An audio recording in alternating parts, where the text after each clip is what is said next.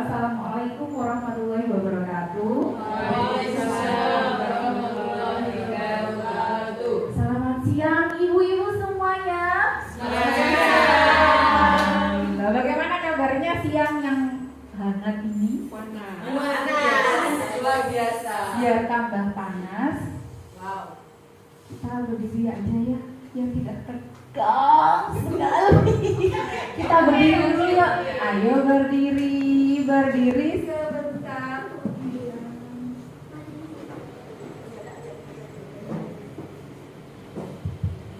Sudah berdiri semuanya, terima kasih. Tidak usah tegang ya, saya jadi ikut hot. Tangan kanannya mana ya?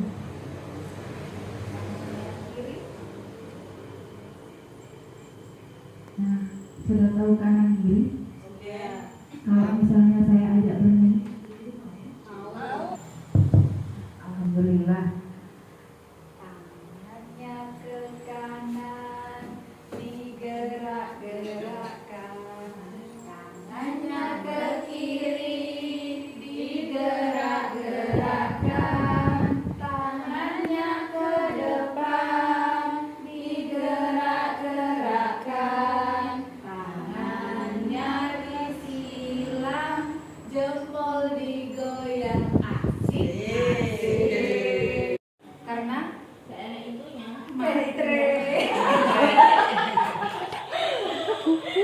Penghargaan merusak hubungan. Seperti yang saya sebutkan tadi sama Bu Hima, muridnya. Kalau rajin bersih-bersih kelas, nanti ditraktir beng-beng. Ganti guru dengan Bu Linda. Karena Bu Linda tidak punya uang, jadi hanya bilang terima kasih. Kira-kira akan membandingkan nggak anak itu? Jelas akan membandingkan. Merusak sekali hubungan. Yang ketiga, mengurangi ketepatan. Kadang itu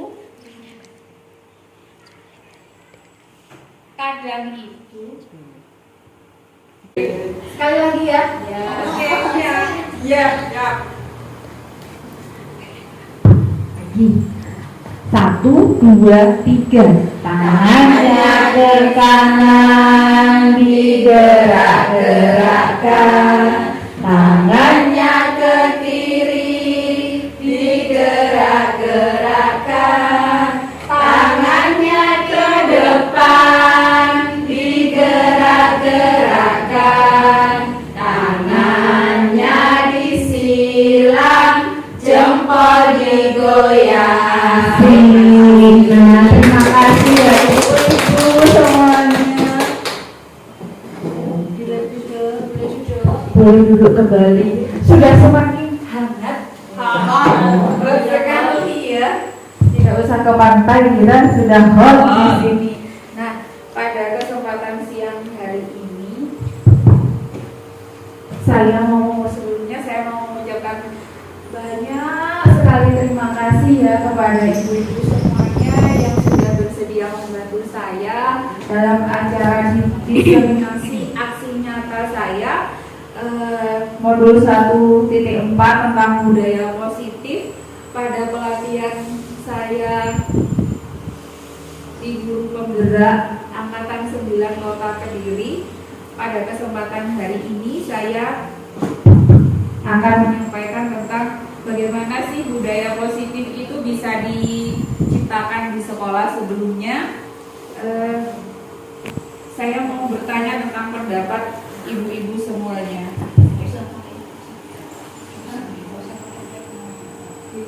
Pakai mic, suaranya saya sudah keras sekali ya. Oke. Pernyataan yang pertama, apakah ibu-ibu semuanya setuju kalau bila pemberian hukuman positif dapat mendisiplinkan siswa? Setuju buatan? Setuju. Yang kedua, pemberian hadiah meningkatkan prestasi siswa. Setuju.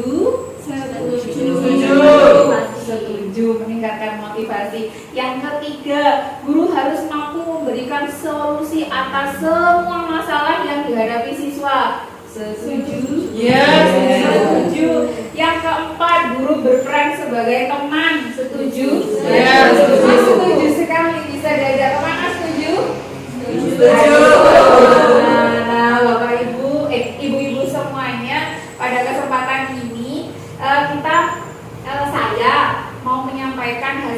belajar saya di pendidikan guru penggerak ini tentang budaya positif. Budaya positif yang sudah saya pelajari itu adalah perwujudan dari nilai-nilai atau keyakinan universal yang akan diterapkan di sekolah. Nah, kira-kira menurut ibu-ibu semuanya, nilai-nilai positif apa yang diharapkan untuk dimiliki anak-anak kita nanti? Mandiri, bertanggung jawab, jujur, berakhlak, peduli, lingkungan yang sama. semua yang baik-baik ya, Ya, baik semuanya. Ya, saya setuju dengan apa yang ibu-ibu harapkan untuk anak-anak kita nanti, semuanya itu yang baik-baik semuanya. Di sistem pendidikan kita sudah dirancang dalam sebuah sistem nilai-nilai kebajikan universal yang tertuang dalam profil pelajar Pancasila. Sudah hafal semuanya ibu-ibu? Sudah. Coba tak cek dulu ya. 1.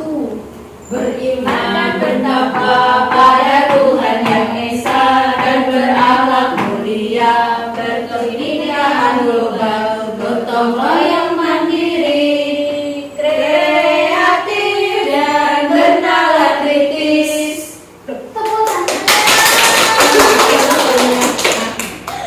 Nah, karena kita menginginkan profil pelajar Pancasila itu ada di murid-murid kita dalam budaya positif yang ingin kita terapkan di sekolah itu, kita di sini akan membedah satu-satu tentang disiplin positif, kemudian perilaku motivasi yang mempengaruhi perilaku manusia, kebutuhan dasar manusia, kemudian yang nanti akan kita tuangkan dalam keyakinan kelas atau sekolah, terus posisi kontrol kita sebagai seorang guru, yang terakhir tentang segitiga restitusi. Dari ke 1, 2, 3, 4, 5, 6 itu yang baru didengar itu yang mana ibu-ibu? Segitiga restitusi. Yang lainnya sudah pernah mendengar? Belum. Sudah? Ada yang belum. Ada yang belum, ada yang sudah. Sebelum kita ke yang 6 tadi, semuanya bisa berpasang-pasangan. Saya mau mengajak panjenengan semua untuk bermain. Senang nggak diajak bermain? Senang Nah, dong. senangnya kan? Di sini ada permainan cobalah buka. Ayo, Kalau ada ada. pasangan, ada si A dan si B. Nanti penugasnya tidak usah berdiri, cukup gunakan tangan-tangan panjangnya satu saja. Si A yang mana A, tugasnya A adalah menyimpan sesuatu, menggenggam sesuatu dalam bentuk genggaman. Halo A. Halo A. Saya tidak berani bertanya. Halo A. Semangat ya. A di tangan Anda adalah sebuah mimpi, cita-cita, rahasia. Terus apa lagi yang berharga? Emas. Apa lagi yang berharga? Anak. Apa lagi yang berharga? Keluarga. Nah, ini jadi kan mau menggenggam rahasia, uang, cita-cita, anak, semuanya yang berharga menurut panjenengan. Silahkan genggam sekuat-kuatnya. Tugasnya si B. Halo B.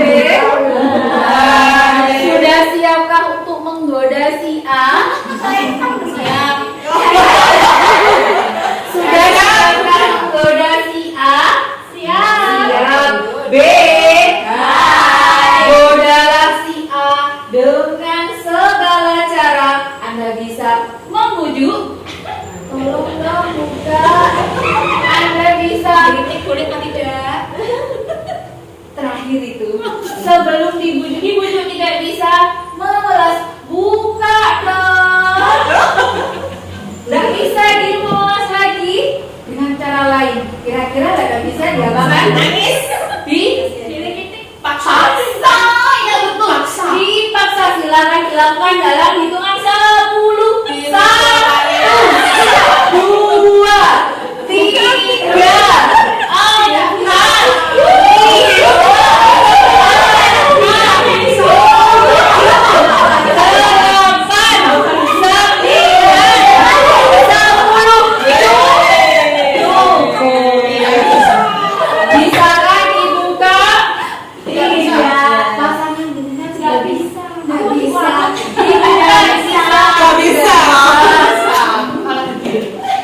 Bisa membuka?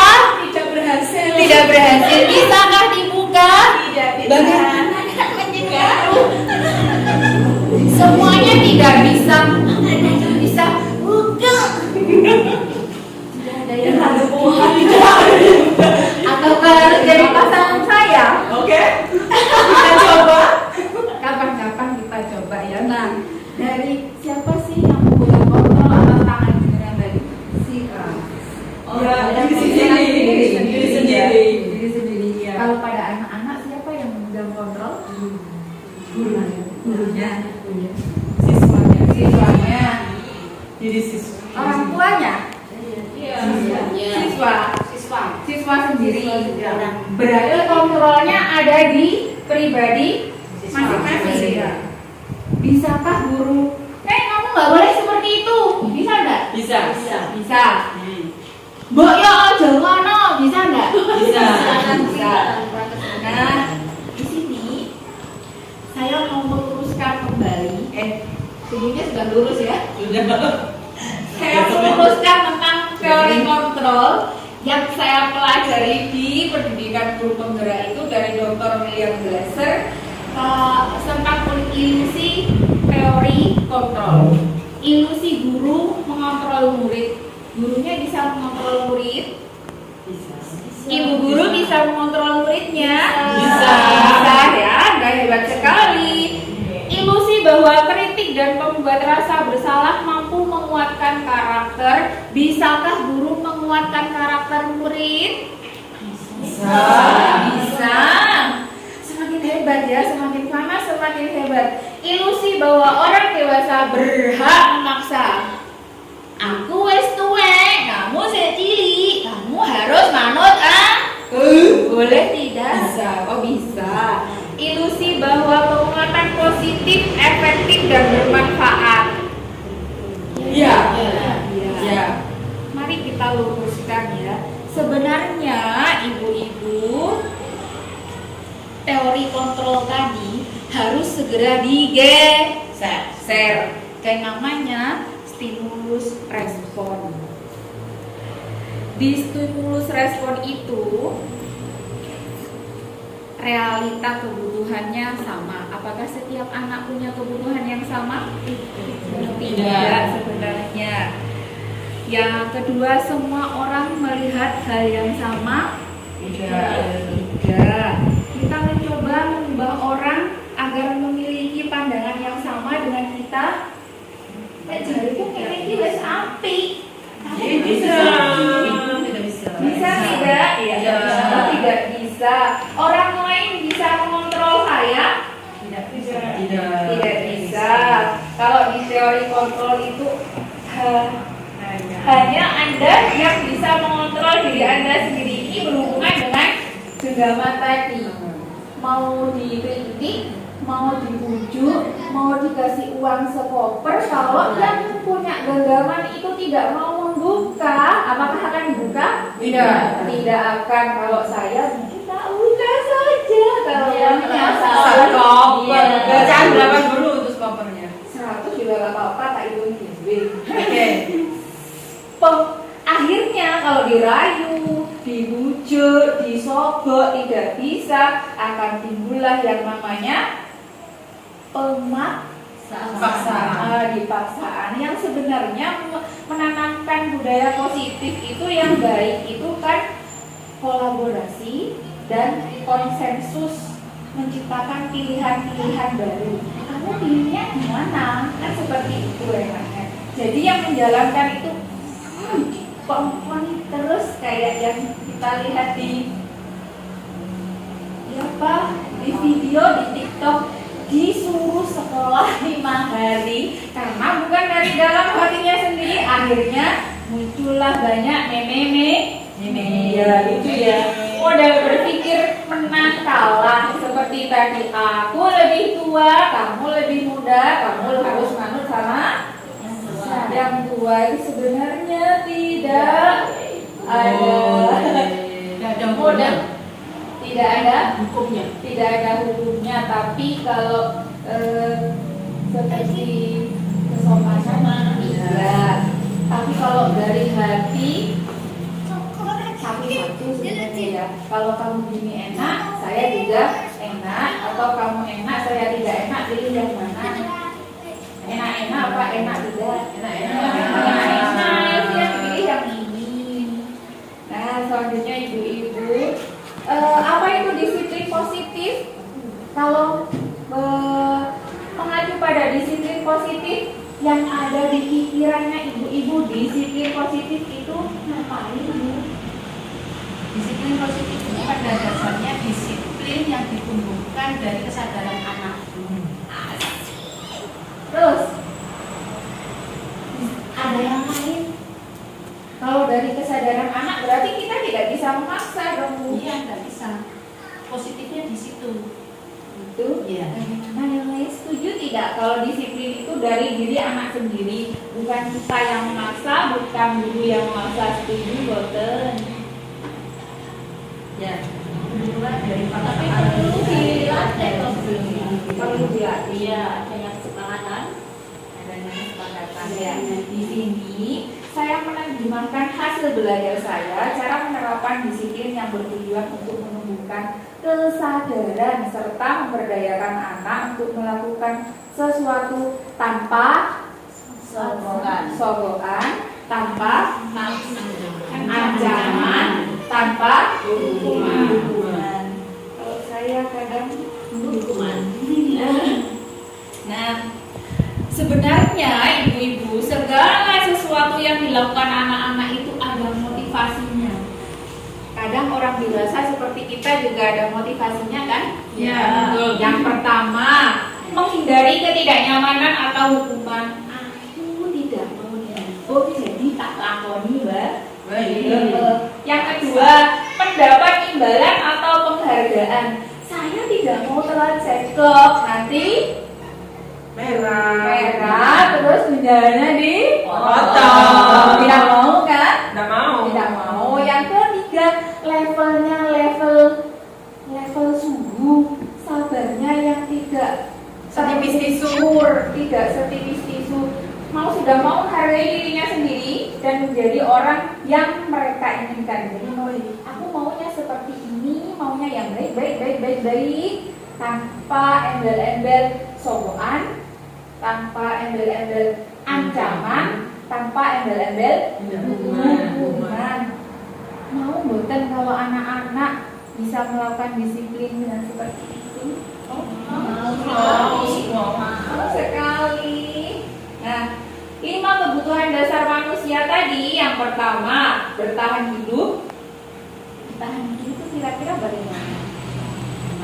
Bagaimana? Butuh makan, minum, tempat tinggal, butuh baju. Ya. Yang kedua, merasa diterima. Kira-kira nanti kan aku menjadi bolo akan itu yang saya terima setiap hari. Bisa kali tidak mau menjawab. Ya, kalau tidak diterima di suatu kelompok itu rasanya gimana gitu? Apakah ibu-ibu semuanya begitu? Iya. Kadang saya juga begitu, tapi kadang saya tidak. Ya, memang saya cuek sekali. Yang ketiga, kebebasan. Enggak dikurung, tidak boleh keluar. Tidak mau. Apa? Oh, bebas. Yang keempat, kesenangan. Saya senang belanja, jadi saya senang sekali. Yang terakhir, penguasaan. Misalnya kayak kita waktu kecil belajar sepeda, jatuh, sedih nggak? Sedih. Belajar lagi tidak? Belajar. Karena ingin menguasai sesuatu. Akhirnya kalau di contoh kebutuhan dasar manusia, bisa bantu saya untuk menganalisis ini masuk yang mana? Bisa. Yang pertama, aku senang main kejar-kejaran dengan ibu guru karena seru. Kira-kira itu termasuk kebutuhan yang mana ya ibu-ibu? Kesenangan.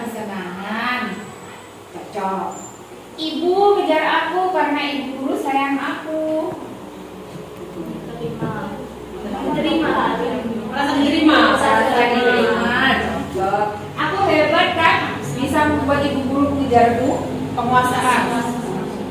Aku bosan belajar mewarnai dalam kelas terus menerus gitu. Kebebasan. Kenapa minta semua? Sudah belajar. Nah, sekarang saya mau tahu dulu.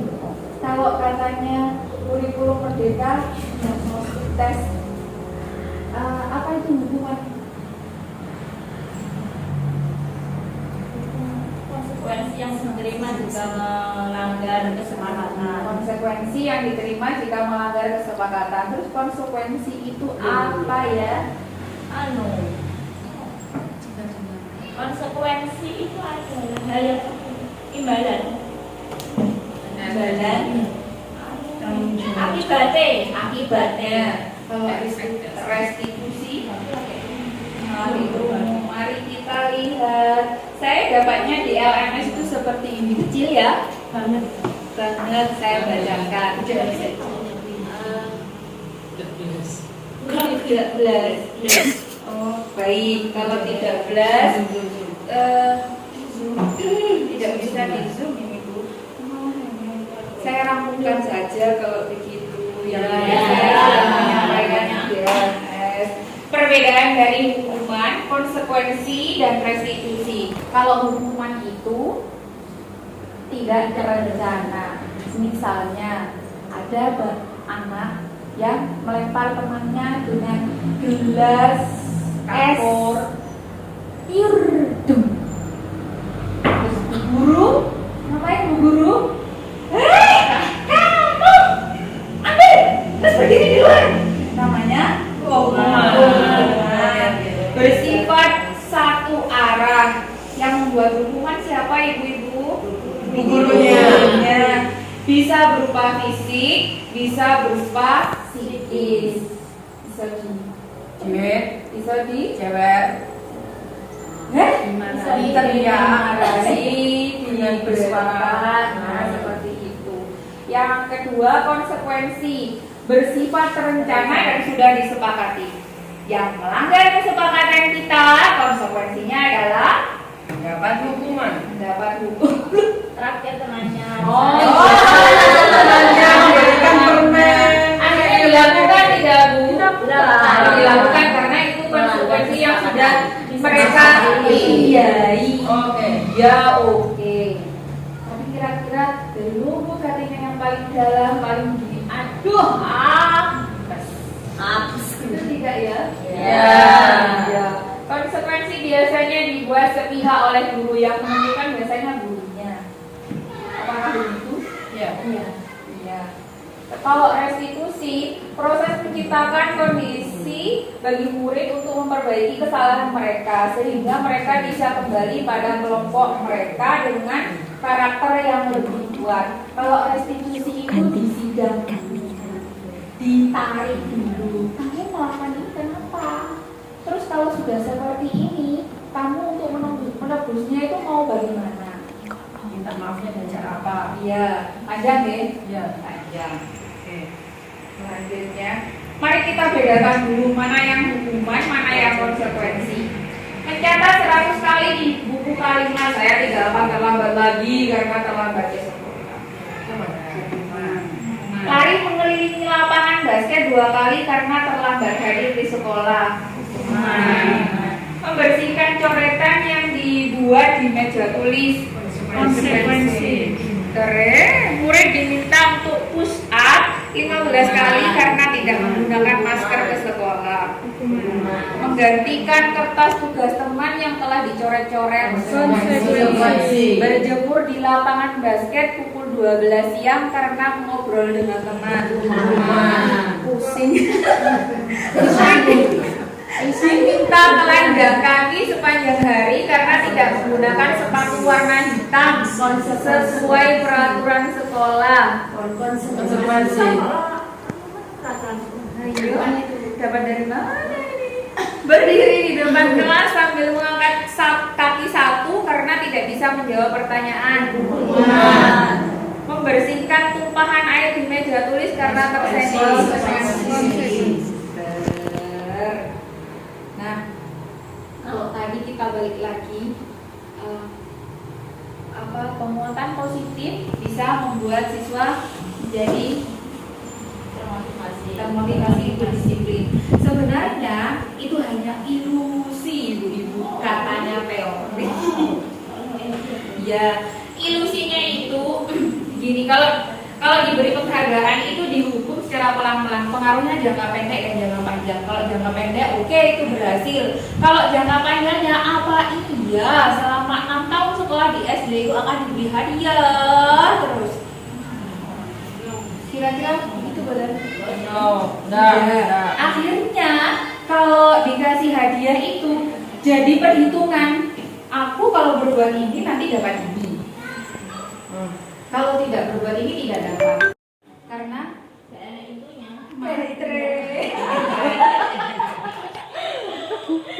penghargaan merusak hubungan. Seperti yang saya sebutkan tadi sama Bu Hima, muridnya kalau rajin bersih-bersih kelas nanti ditraktir beng-beng, ganti guru dengan Bu Winda. Karena Bu Winda tidak punya uang, jadi hanya bilang terima kasih. Kira-kira akan membandingkan nggak anak itu? Jelas akan membandingkan. Merusak sekali hubungan. Yang ketiga, mengurangi ketepatan. Kadang itu berikut adalah prosedur pembuatan keyakinan kelas panjang dan kecil.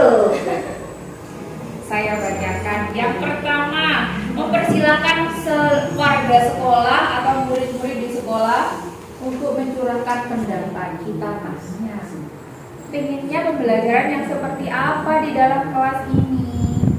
Setelah ditanya, kemudian catatannya semua dituangkan. Atau kalau mau lewat langsung gurunya menulis boleh. Kalau tadi saya membuatnya itu memberi anak-anak sticky note, nanti kita kelompokkan kesamaan dari jawaban anak-anak itu. Setelah ada sticky note-nya ada, kemudian disusun menjadi keyakinan yang berbentuk kalimat positif. Setelah tersusun jadi kalimat positif, nanti kalimat itu ditinjau kembali supaya mengarah ke kebijakan universal profil pelajar Pancasila.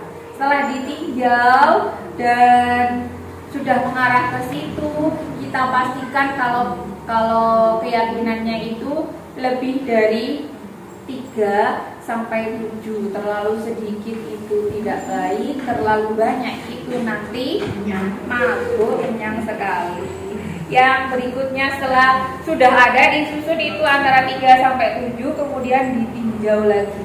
Setelah ditinjau bagaimana anak-anak, dikembalikan lagi ke anak-anak. Setuju? Kalau anak-anak setuju, kita minta anak-anak berkomitmen membubuhkan tanda tangannya atau menulis namanya atau cap jempolnya sebagai bentuk dari tanggung jawab mereka, janji mereka. Itu kan ibu-ibu. Kemudian setelah dicap jempol, ditandatangani, ditempel itu keyakinan di tempat yang sangat mudah terlihat oleh anak-anak. Kalau sudah tertempel, gaungkan itu setiap hari biar anak-anak hafal apa yang dia harus lakukan dan merasuk ke dalam hatinya. Tadi saya sudah membuat videonya tapi belum terkumpul di situ. Nah, sekarang posisi kontrol kita sebagai seorang guru. 1, penghukum. 2, pembuat rasa bersalah. 3, teman. 4, pemantau. 5, manajer. Kira-kira ibu-ibu semua berada di posisi nomor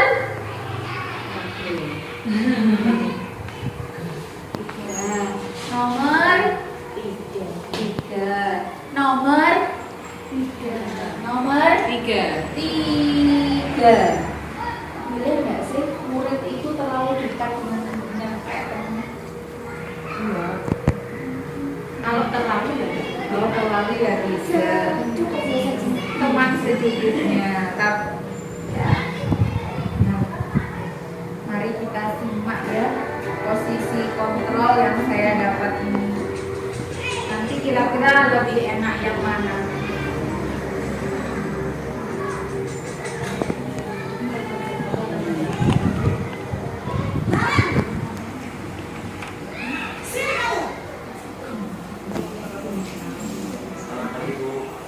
Selalu terlambat. Kamu deh, pasti terlambat. Aku, saya Apa? Apa coba? Alasan kamu apa lagi? Kapan sih kamu tidak terlambat? Malas sekali ya kamu jadi anak. saya Dasar pengawas. Gak kapok-kapok sih kamu. Sudah berapa kali terlambat? Sana, kamu keliling lapangan basket 2 kali. kenapa saya harus jadi 18 ya Bu? Kenapa? Kamu merawat ibu. Berani-beraninya jawab.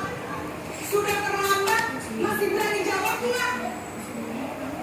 Sekarang, keliling lapangan basket 5 kali sekalian. Biar kapok. Cepat.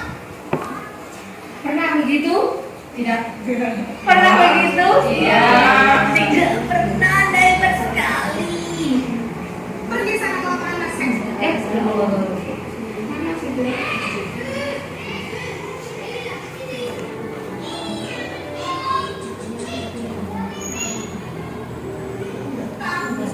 Keliling lapangan basket.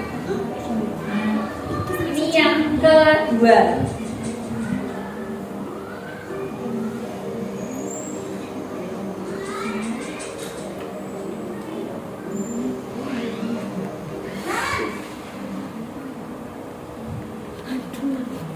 Selamat pagi Bu.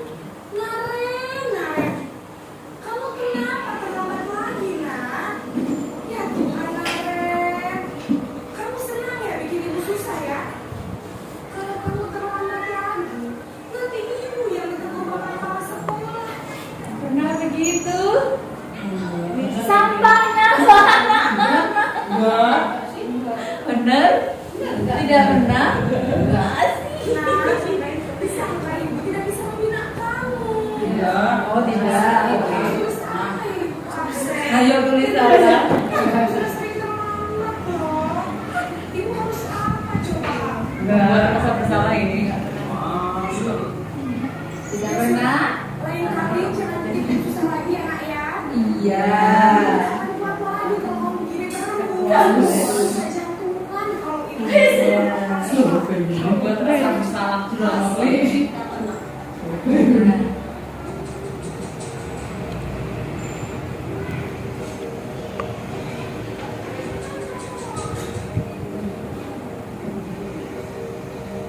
Naren,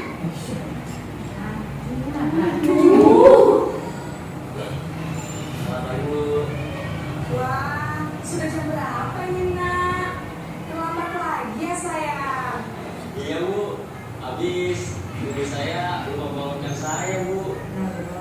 Kamu malah menyalahkan ibu kamu. Kamu bukannya anak yang paling kencang. Kok terlambat sih? Iya Bu, saya memang terlambat bangun tadi. Jadi biar usaha kencang tetap nggak kesenjar Bu. Ya sudah sana. Nanti lain kali larinya lebih kencang lagi ya. Biar gak terlambat lagi. Memang begitu. Katanya Enggak. Iya. Iya, pernah. Besok nggak usah terlambat lagi ya. Bangun pagi. Larinya lebih kencang. Kamu sendiri jangan mau dibangunkan ibu. Mari kita lihat yang ini yang keempat. Antung.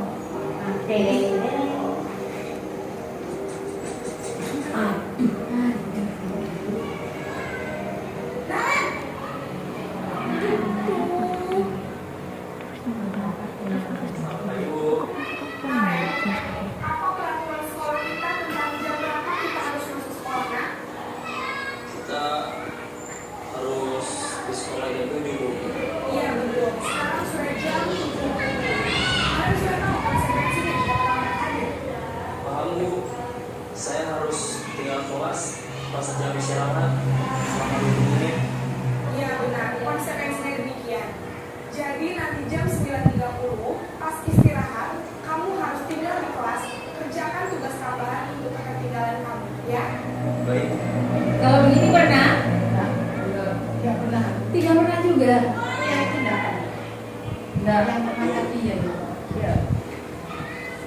lagi posisi teman.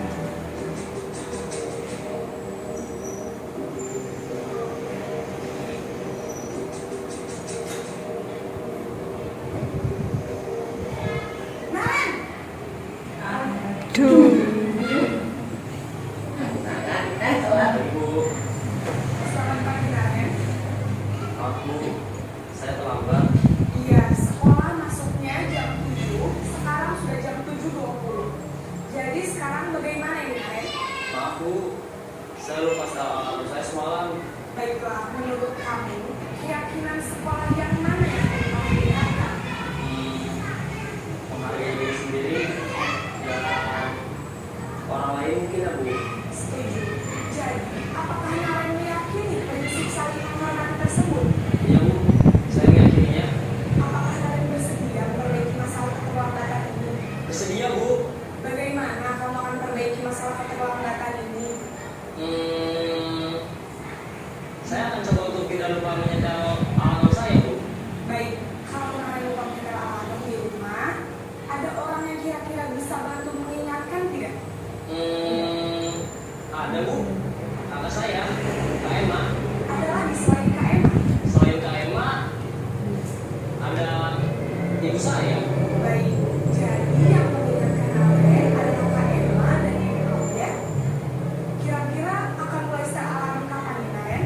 Setelah pulang sekolah, akan segera saya lakukan. Baik, jadi Naren akan setel alarm untuk bangun besok pagi dan akan diingatkan oleh kakak dan ibunda Naren ya. Ada lagi yang mungkin perlu dilakukan Naren agar tidak terlambat bangun lagi. Tidak ada Bu. Baik Naren, terima kasih untuk kerjasama kamu. Sekarang kamu perlu kembali ke kelas untuk belajar. Baik Bu, terima kasih. Nah, 1, 2, 3, 4, 5. Tadi posisinya di posisi nomor 3 sebagai teman.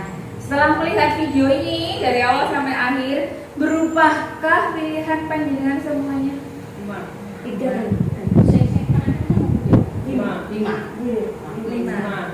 Mau ngidam dulu.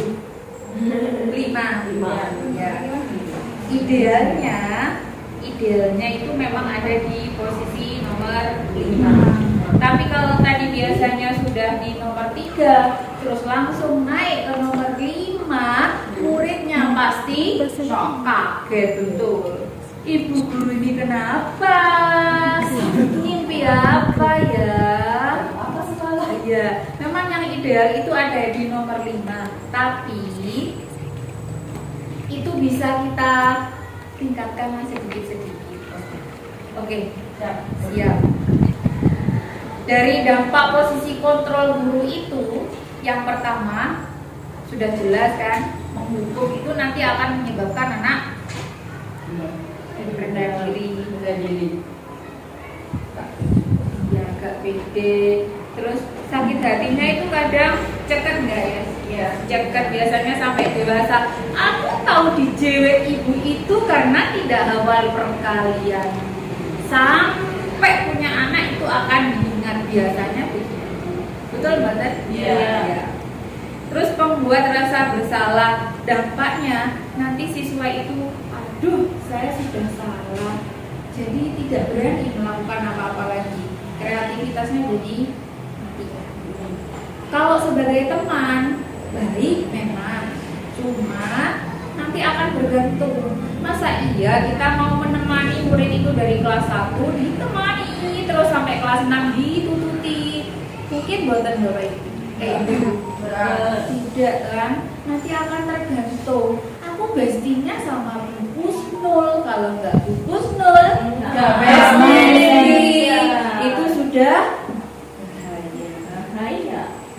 Terus yang pemantau tadi sudah ada yang namanya konsekuensi. Kalau kamu begini, nanti kamu harus melakukan ini. Kalau kamu begitu, kamu harus melakukan itu. Itu sebenarnya sudah agak lebih tinggi ya. Sudah tinggi sebenarnya, tapi kalau jadi pemantau ada konsekuensi-konsekuensi seperti itu, anak jadi perhitungan. Nanti tidak mandiri sepenuhnya. Kalau konsekuensi itu misalnya tidak ada orang yang memberi konsekuensi, apakah akan tetap melakukan disiplin disiplin positifnya 3. Kalau jadi manajer tadi, anak kan disuruh menyelesaikan masalahnya sendiri kan. Apa yang harus dilakukan ditentukan sendiri kan. Pasti dengan 90% lah mereka akan ikhlas melakukannya karena milih sendiri. Jadi pemilihnya pinginnya itu ada di nomor 5.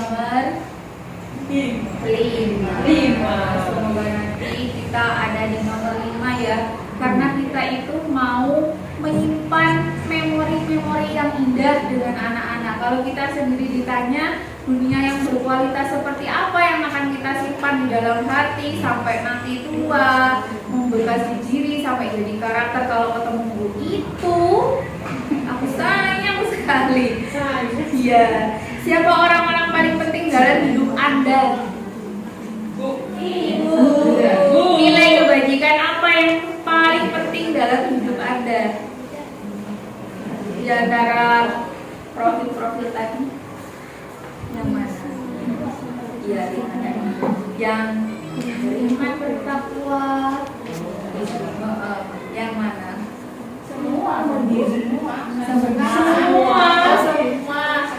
Kalau Anda jadi orang yang ideal, karakter atau sifat apa yang Anda paling inginkan ada pada diri Anda? Pengen jadi orangnya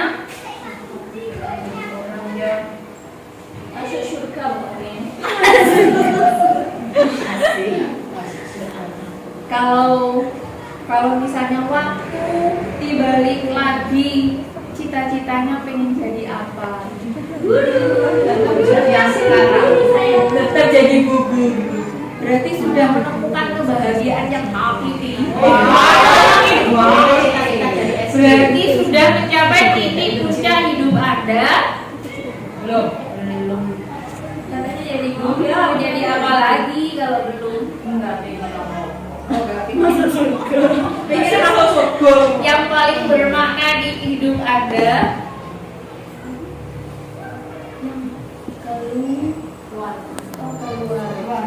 Keluarga. Berikut tahapan dari segitiga restitusi yang ada di guru di nomor 5 di manajer tadi. Yang pertama, menstabilkan identitas. Tadi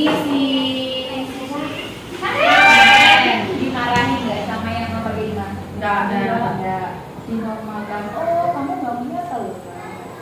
Terus setelah dipanggil untuk distabilkan identitasnya, dia tidak merasa dimarahi, tidak merasa ditegur, hanya ingatkan. Iya. Kemudian divalidasi timbangannya yang salah. Kira-kira kamu salahnya kenapa ya? Ini jam berapa? Jam sekolah masuknya jam berapa? Itu pasti memvalidasi tindakan yang salah. Yang terakhir, menanyakan keyakinan, mengembalikan kembali. Kamu maunya apa? Maunya bagaimana biar kamu bisa tidak telat, tepat waktu masuk ke sekolah. Dari tahapan segitiga restitusi tadi, bisa dibalik nggak kira-kira ibu-ibu? Bisa dibalik nggak? Saya mau validasi tindakan yang salah dulu dah. Bisa nggak kira-kira kalau dibalik? Bisa deh kayaknya dulu itu tadi ya Bisa nggak? Saya tak menanyakan keyakinan dulu, bisa nggak? Kita tanya dulu kenapa kok kamu terlambat. Itu masuk di Validasi tindakan tadi. validasi. Kamu kenapa terlambat? Tanya dulu. Setelah itu, Setelah itu didengarkan alasannya. Kenapa kok sampai terlambat? setelah itu ditanyakan maunya gimana dia juga. Ya terlambat lagi terus gimana? Itu. Dari sananya ini tidak bisa dibolak-balik, ibaratnya Superman untuk celananya dalamnya di luar, tidak bisa seperti itu ya, tetap di dalam terus pakai celana panjang seperti itu ya, ibu-ibu tidak bisa dibalik karena kita mau menenangkan anak-anak dulu. Ya, distabilkan dulu, jadi tidak bisa. belajar ya. Nah, ini contoh penerapan segitiga restitusi ini ke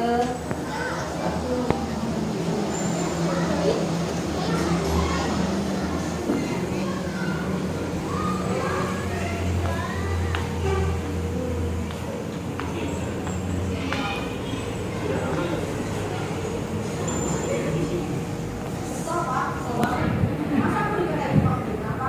Ya aku marah lah. Aku gak dikatain mereka di depan kelas. Bang. Pasti sama. Juga karena dia bapak.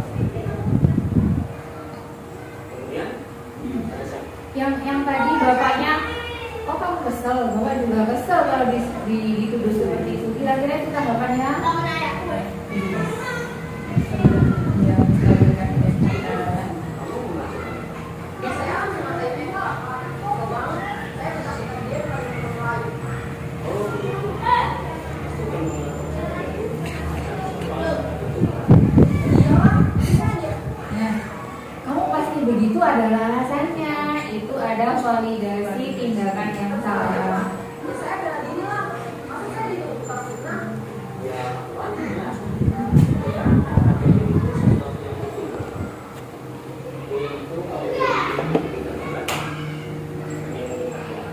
Iya pak.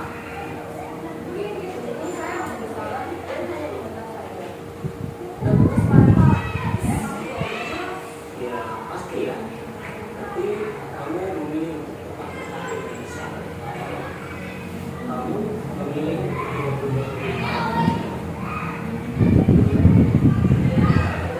sekarang silakan lihat. Kamu yang minta berkata di kelas. Tindakan kamu itu kira-kira sesuai dengan keyakinan kelas atau prinsip apa tidak? Enggak pak. Capek pak. Jadi marah. Jadi keyakinan atau prinsip mana yang terus sesuai dengan keyakinan kelas? Ya saya sebenarnya selalu berjuang lain.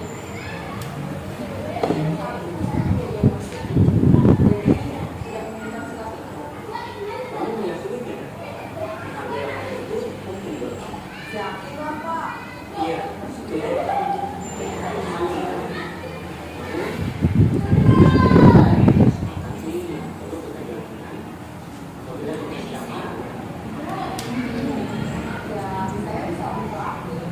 Mulai nanti sendiri. Saya bisa jadi lebih sabar.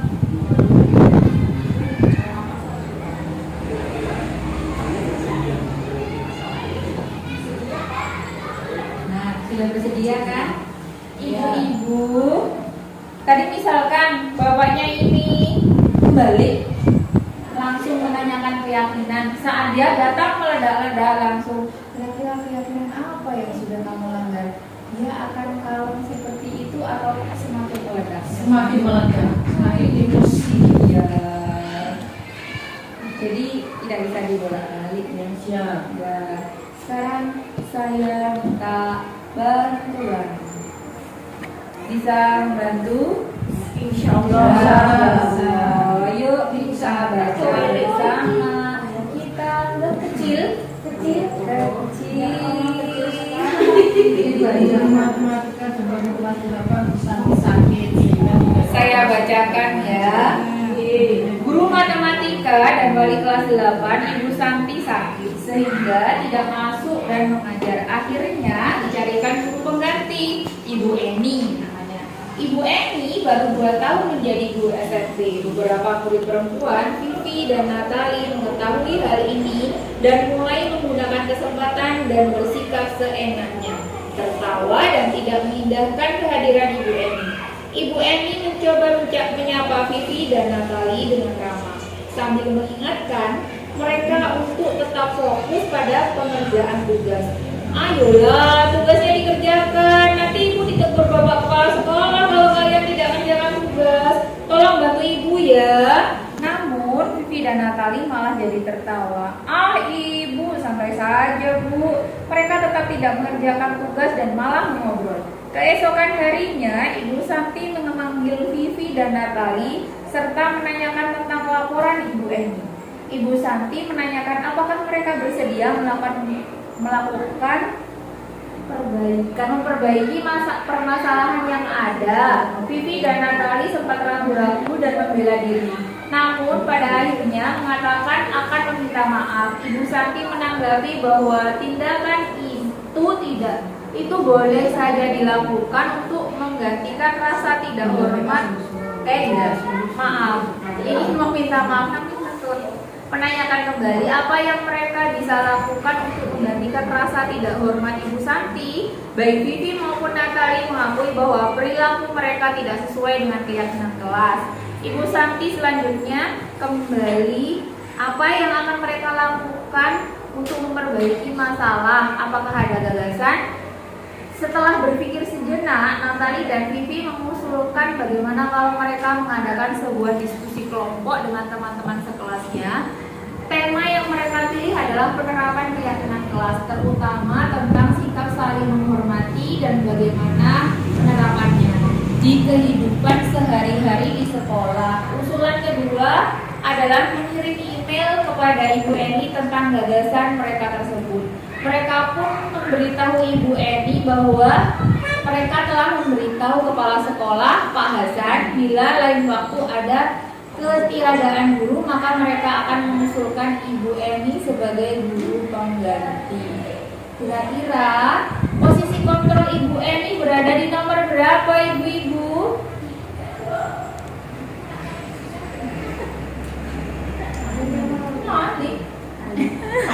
Kita lihat lagi posisinya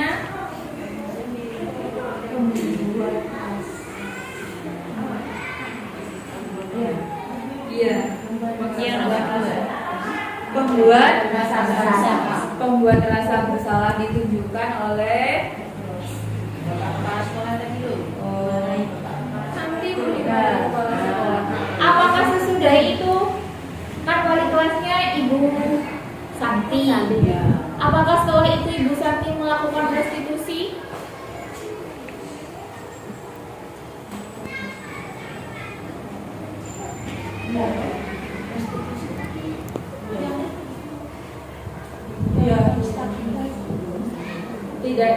Tidak belum tapi langsung ya.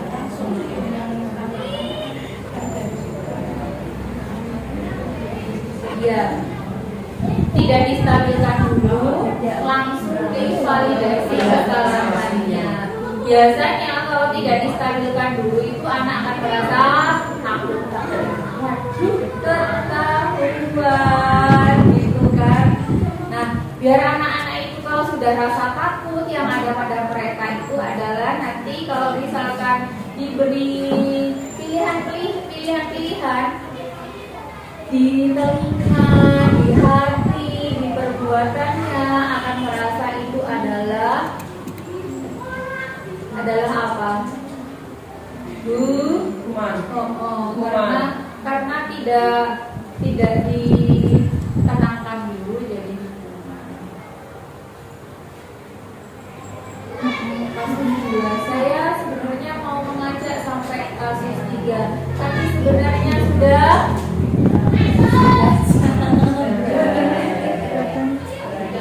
langsung ke kasus 4 ya ibu-ibu.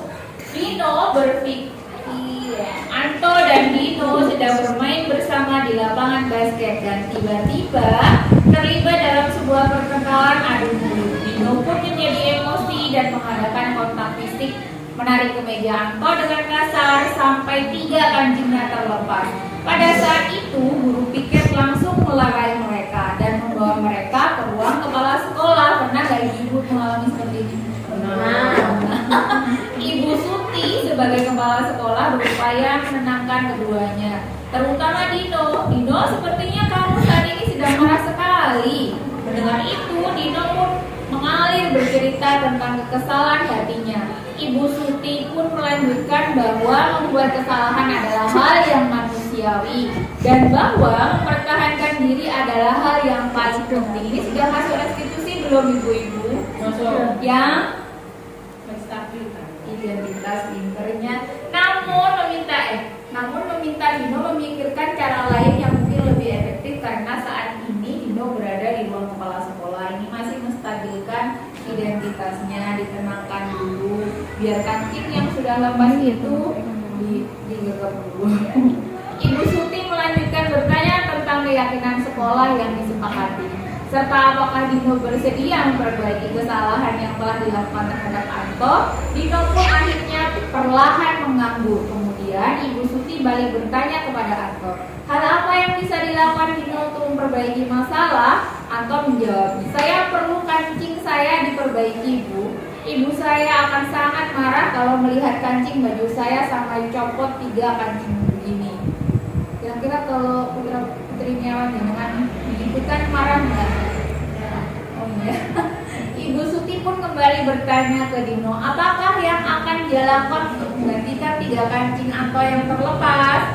Dia berpikir sejenak namun menjawab, wah tidak tahu Bu, saya lem kembali mungkin ya Bu. Ibu Suti berpikir sebentar dan menanggapi, kalau dilem akan mudah terlepas kembali. Bagaimana kalau kamu menjahitkan saja? Bersediakah kamu? Dino tanpa ragu-ragu dan menanggapinya. Menjahit? Mana saya tahu bagaimana menjahit, Bu? Ibu Suti meneruskan. Apakah kamu bersedia belajar menjahit? Dino berpikir sejenak, memegang kemeja Anto dan menanggapi. Yang mengajari saya siapa, Bu?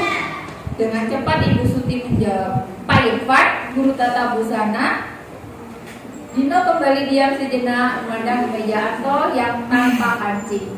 Akhirnya Dino mengangguk, tanda menyetujui, dan sepanjang siang itu Dino belajar menjahit dan memperbaiki kemeja Anto. Terakhir kali terlihat kedua anak laki-laki tersebut, Dino dan Anto, pada jam pulang sekolah. Mereka sudah bercengkrama dan bersenda gurau kembali. Sering terjadi ya seperti ini. Ya. Kalau iya, kan kita pernah mengalami ini ya. Pernah mengalami ada yang duel, terus pulang.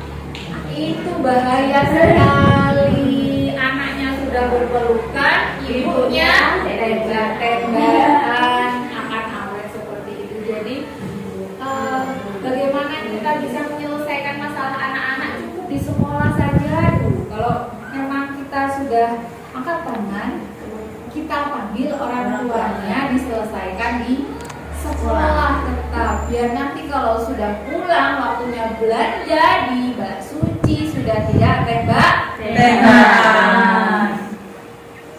Terima kasih ya ibu-ibu semuanya. Terima kasih sudah meluangkan waktu qailulahnya untuk saya.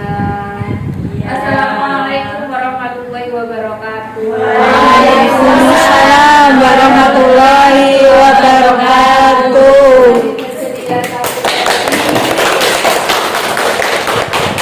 Masukan, tanya jawab, dan komentar tentang disiplin positif.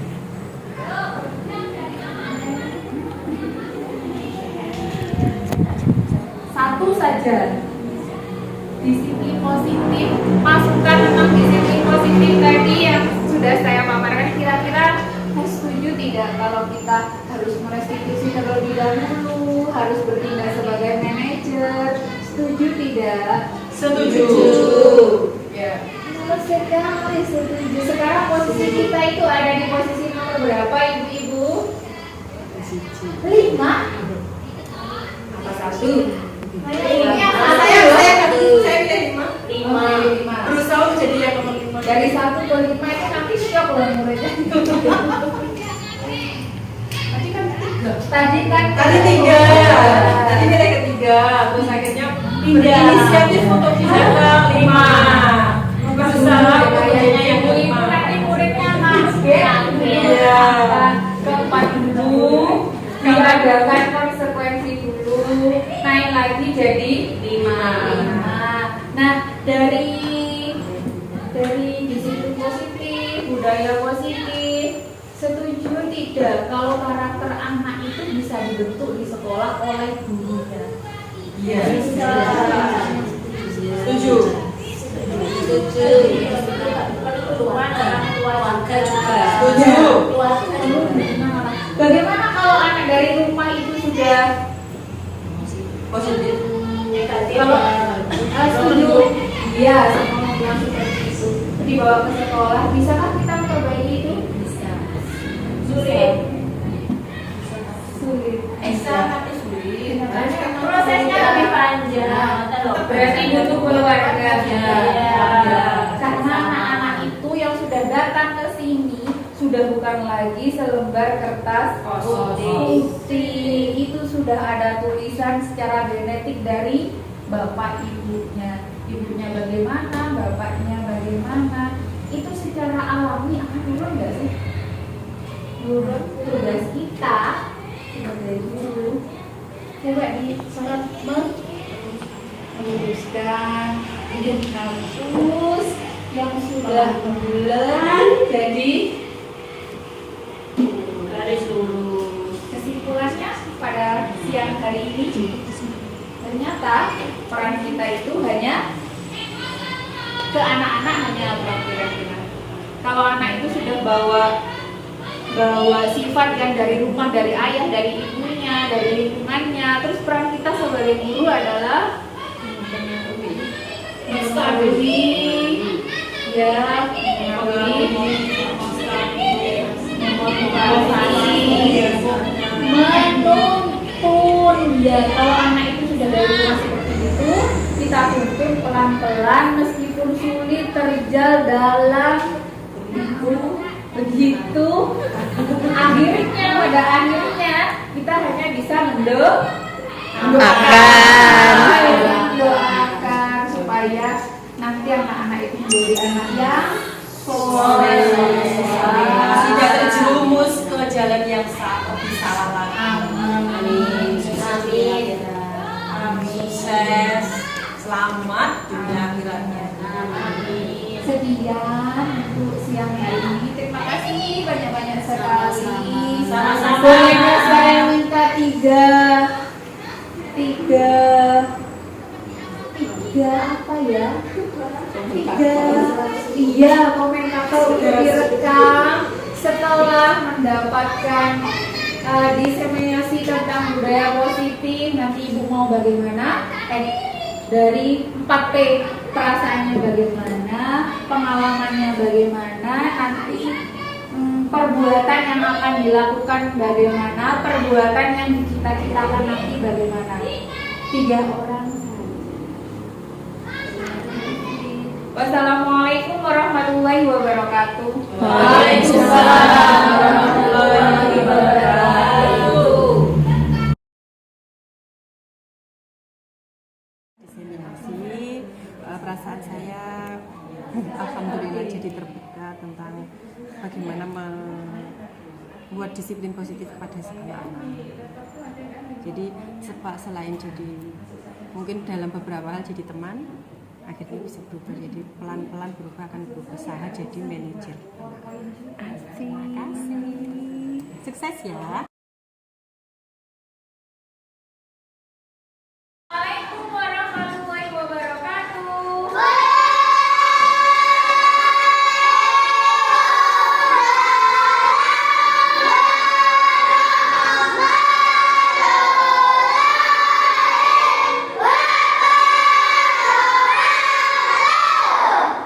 Kelas 2 hari ini bagaimana kabarnya?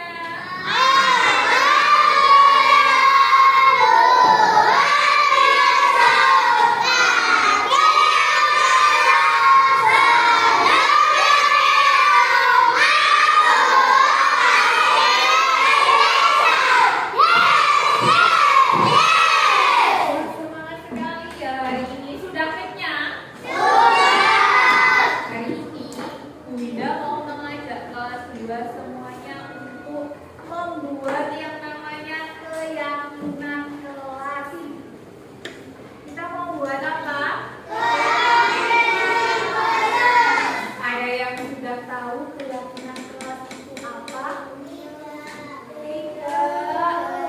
Ada yang sudah tahu dari sebelah sini? Sebelah sini? Sebelah sana? Sana lagi? Tidak. Beda kalau pindah-pindah nanti nunggu. Nah, keyakinan kelas itu apa?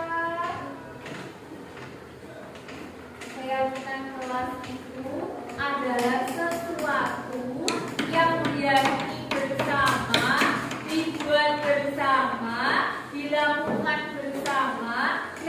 dalamnya itu mengandung nilai-nilai kebaikan. Tahu nggak nilai-nilai kebaikan itu apa saja?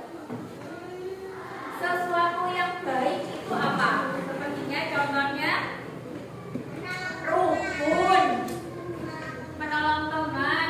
Lihat ini. Apa ya? Kalau ke temannya itu membantu, ya boleh. Terus apa lagi ya? Sebelah sana. Rukun, menolong teman, membantu. Terus apa lagi? Jujur, bagus sekali. Apa lagi? Kalau kalian diberi tugas ini langsung dikerjakan, itu namanya bertanggung jawab. Dan nanti kita mau menyusun nilai-nilai kebajikan yang mau kita lakukan di kelas ini. Pembelajaran yang bagaimana sih yang kamu inginkan? Pembelajaran yang seperti apa yang diinginkan? Gak tahu di dalam kelas itu mau belajar yang seperti apa? Mau belajar yang seperti apa, Mas Akmal? Aku nggak tahu. Terus kalau tidak tahu, coba Bu Indah tunjukkan. Nanti kita membuat keyakinan kelas itu ada tujuannya. Tujuannya apa? Coba dibacakan yang keras. 1, 2, 3.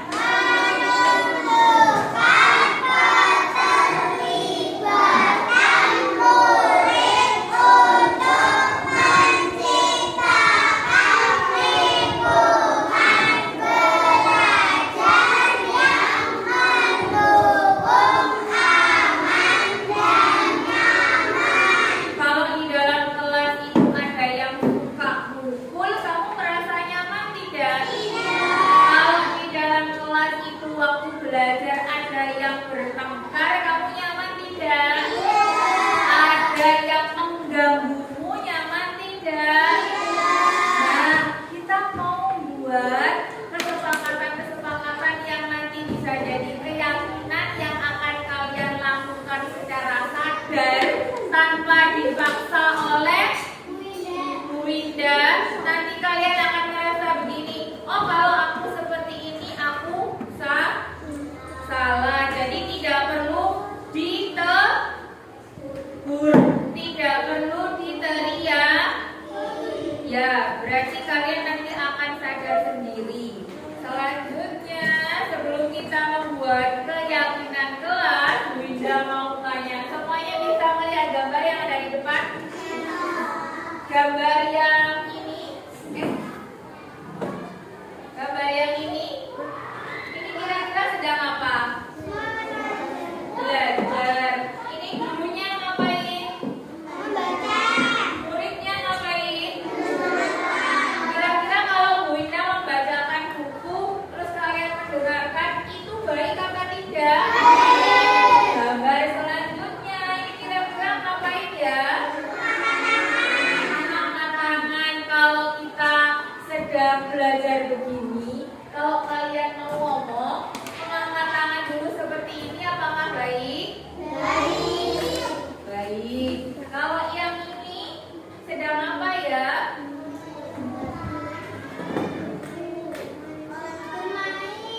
Bermain.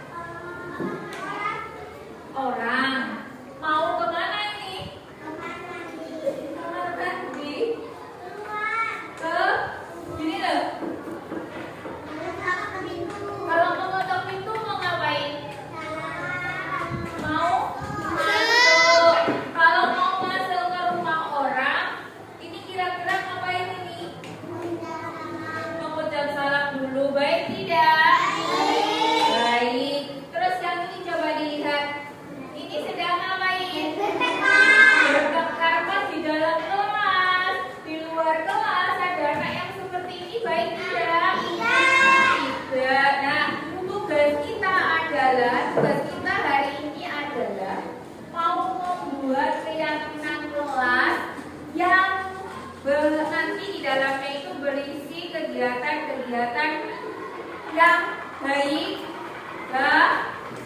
baik-baik. Karena tadi di sini itu tujuannya untuk menciptakan lingkungan belajar. Jadi waktu kalian belajar, lingkungannya jadi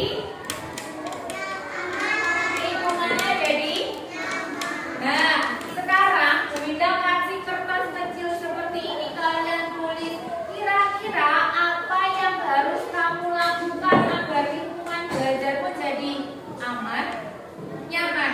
Nah, kasih satu-satu ya, siapkan pensilnya. Nanti kalau sudah ditulis apa yang harus kamu lakukan, apa yang tidak boleh kamu lakukan, nanti ditempel di papan tulis. Gak apa-apa, kasihkan temannya satu. Silakan ditulis apa yang harus kamu lakukan, apa yang tidak boleh kamu lakukan. Satu tindakan saja.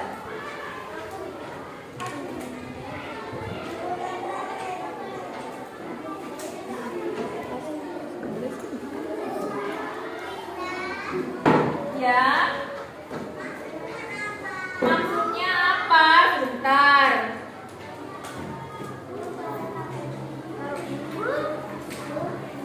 Mau kamu tulisi?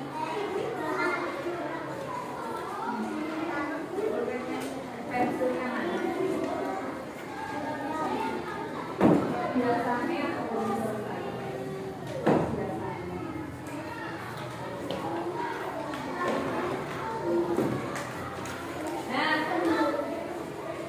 Kira-kira loh,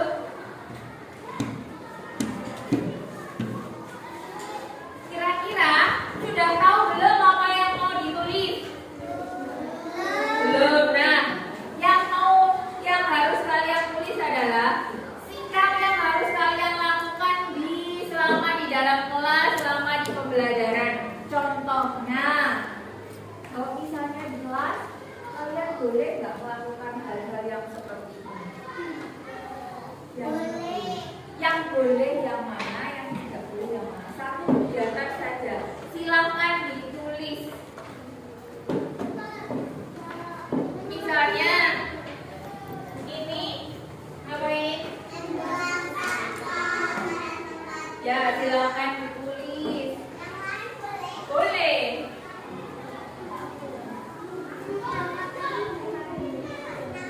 Ya, silakan dikasih nama.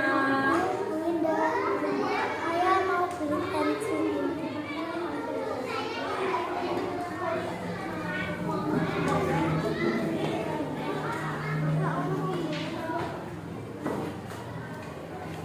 Sudah.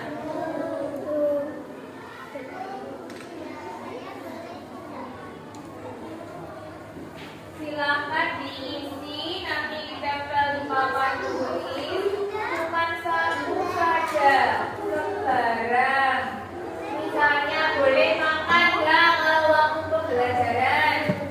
Ditulis satu saja. Yang sudah boleh ditempel di sini.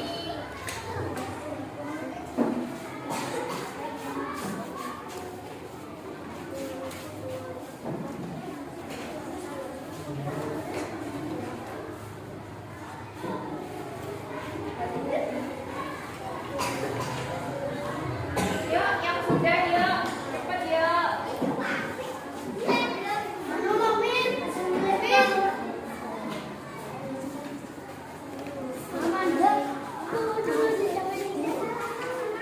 Gak usah, gak apa-apa. Lagi yuk.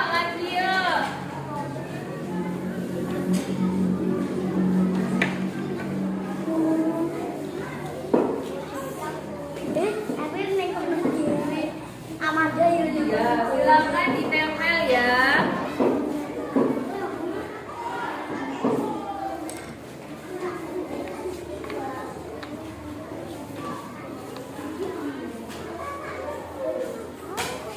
Yang sudah menempel silakan kembali ke tempat duduknya.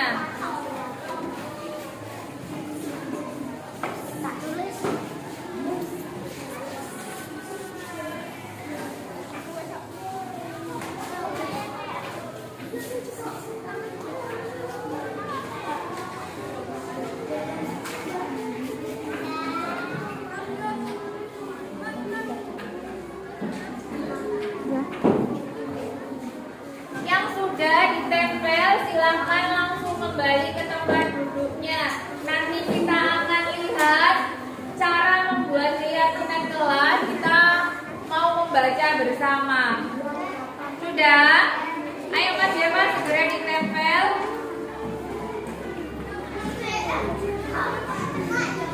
Silahkan kembali ke tempat duduknya.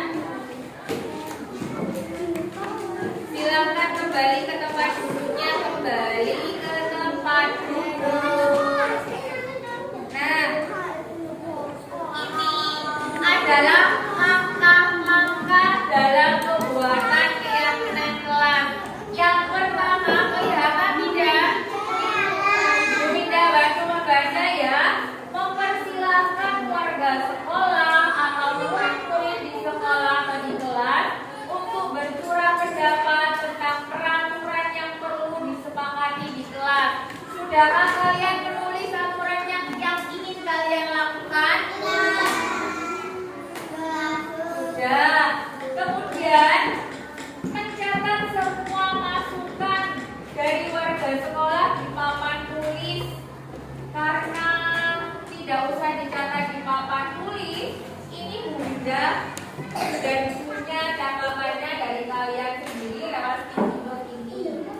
Yang ketiga, susunlah keyakinan kelas sesuai prosedur pembentukan keyakinan kelas. Gantilah kalimat dalam bentuk negatif menjadi positif. Sebelumnya kita kelompokkan dulu. Ini ada dari Mbak Rahma. Belum selesai, nah silahkan ditempel. Gak usah. Ini dari Mbak Rahma. Komunikasi dua arah. Ini tentang apa? Komunikasi. Dari Mbak Sheila, membuang sampah pada tempatnya. Dari Mbak Nafia, membuang sampah pada tempatnya sama. Farisa, membuang sampah pada tempatnya. Naura, menolong orang lain. Ini tentang kerukunan. Baik dan rukun. Ini sama tentang kerukunan. Membuang sampah sama.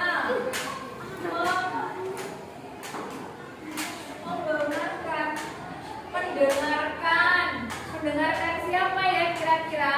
Oh, Bu Winda. Kalian perlu didengarkan juga tidak? Tidak. Jadi kita sama-sama mendengarkan. Caranya dengan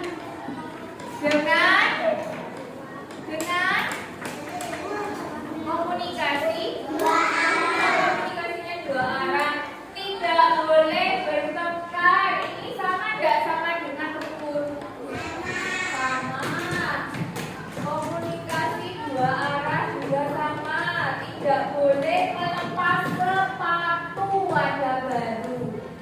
Lek kaki dari atas sampai bawah itu dilepas, kamu jadi tidak rapi. Yang selanjutnya membuang sampah pada tempatnya. Berarti yang sebelah ini membuang sampah pada tempatnya sama. Terus membuang sampah pada tempatnya juga. Benar nggak ya nanti ucapannya bertengkar di dalam kelas? Kita bertengkar di dalam kelas. Maksudnya bagaimana? Siapa itu? Kita bertengkar atau tidak boleh bertengkar? Oh, tidak boleh. Sama dengan rukun nggak kalau gitu? Sama. Membuang sampah pada tempatnya sama, tapi kenyataannya kalian bagaimana? Mengangkat tangan jika ingin menyampaikan sesuatu ya. Membuang sampah pada tempatnya sama.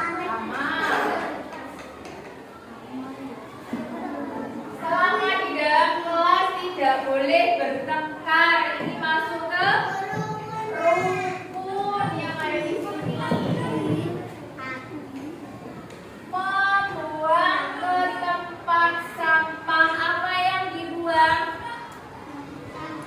sampah sama di sini.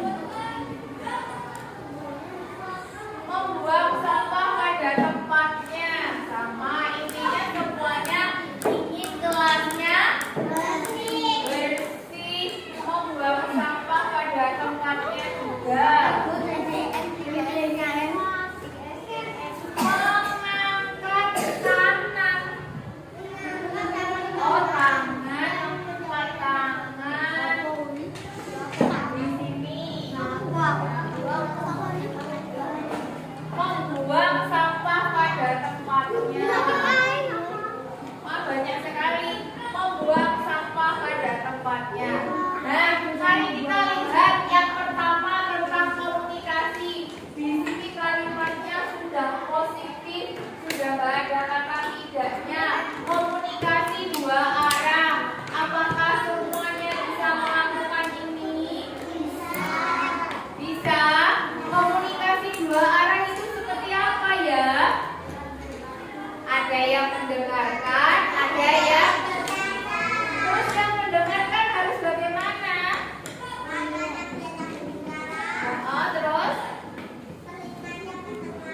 Terus?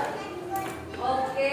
Misalnya kamu mau menyampaikan sesuatu, apa yang harus kamu lakukan? Mengangkat tangan sebelum menyampaikan. Nah, terus ini sampahnya. Sampahnya bagaimana? Biar jadi sesuatu yang baik, berarti kalian harus ngapain? Menjaga kebersihan. Terus menolong orang lain, berarti kalian mau menjaga kerumunan. Tidak boleh melepas sepatu, menjaga kerapian. Mengangkat tangan ini sama. Kalau disimpulkan 1, 2, 3, 4, 5. Kalau disimpulkan kesepakatan kelas kita ada 5, masih sama seperti yang itu. Nah, dari kesepakatan yang kita simpulkan tadi, bisa tolong dituliskan di kertas ini tulisannya yang besar. Kesepakatan yang pertama, siapa yang mau menulis? Nanti ditempel tulisannya. Yang kedua, Sheila. Yang ketiga, kita ditulis ya.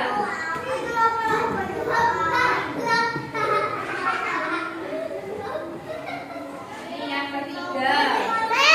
Kesepakatan yang keempat, Fiona dulu. Yang kelima,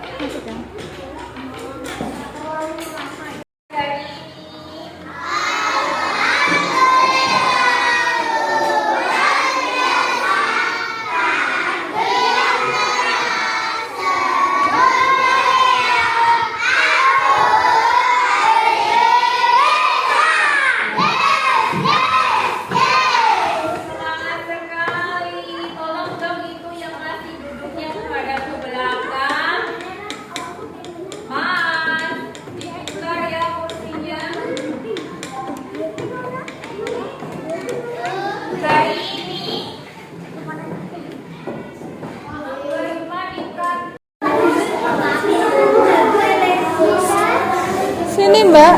Ya. Mana? Sini.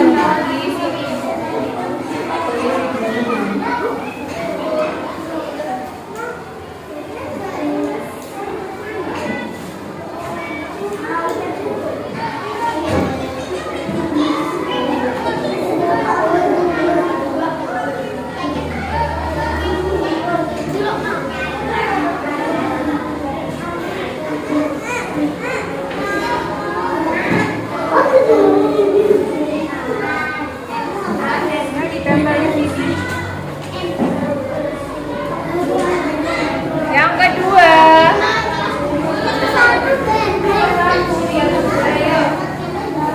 Ayo Mbak.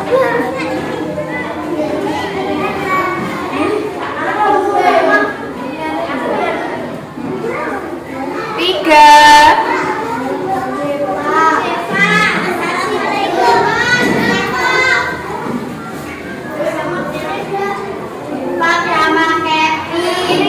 Tiga.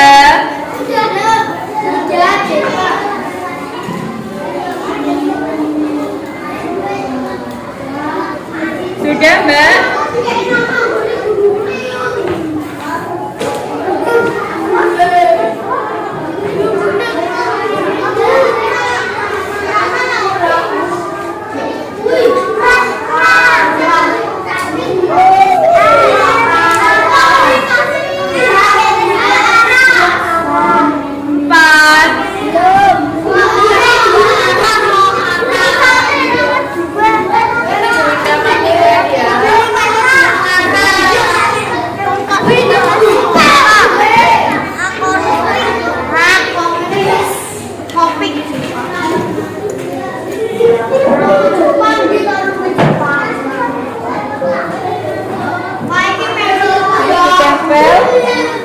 Silakan ditempel di sana, di bawahnya.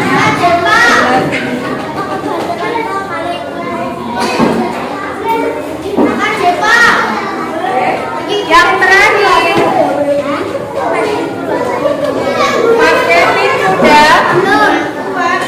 Tepung meja 1, tepung meja 2.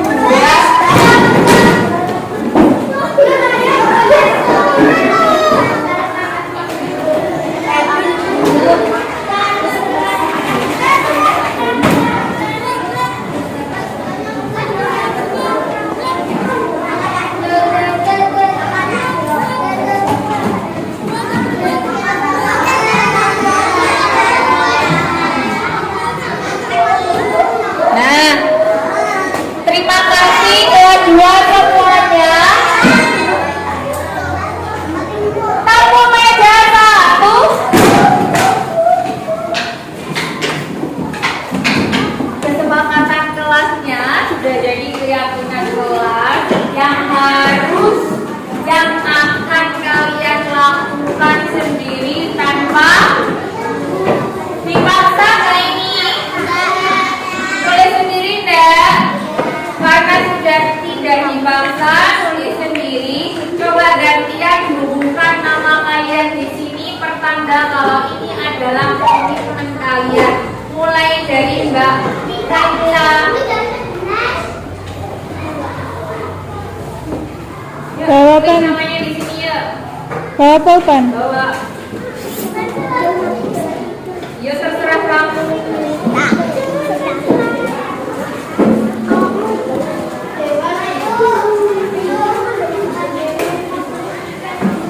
Di sini.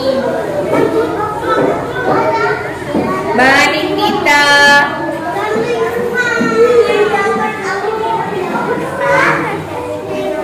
Mbak Neva.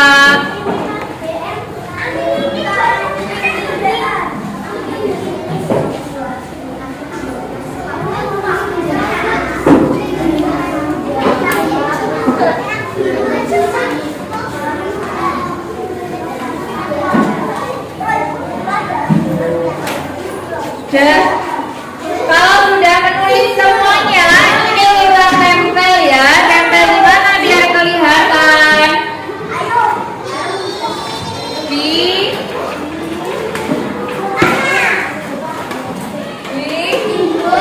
keyboard.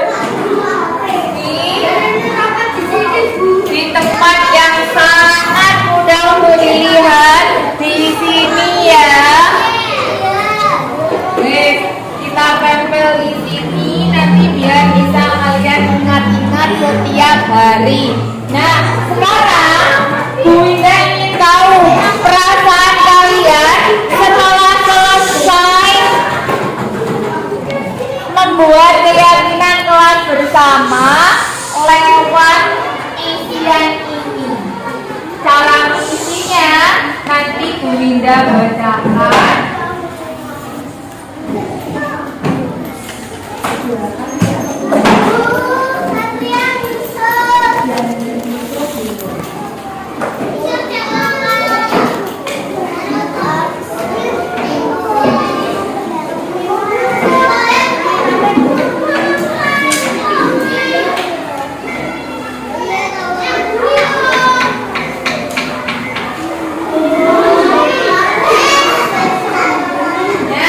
Silakan ditulis namanya.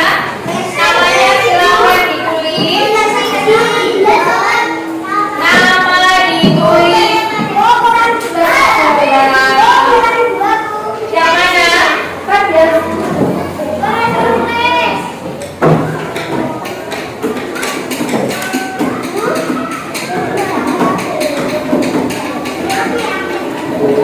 Silakan ditulis namanya dulu. Di perintahnya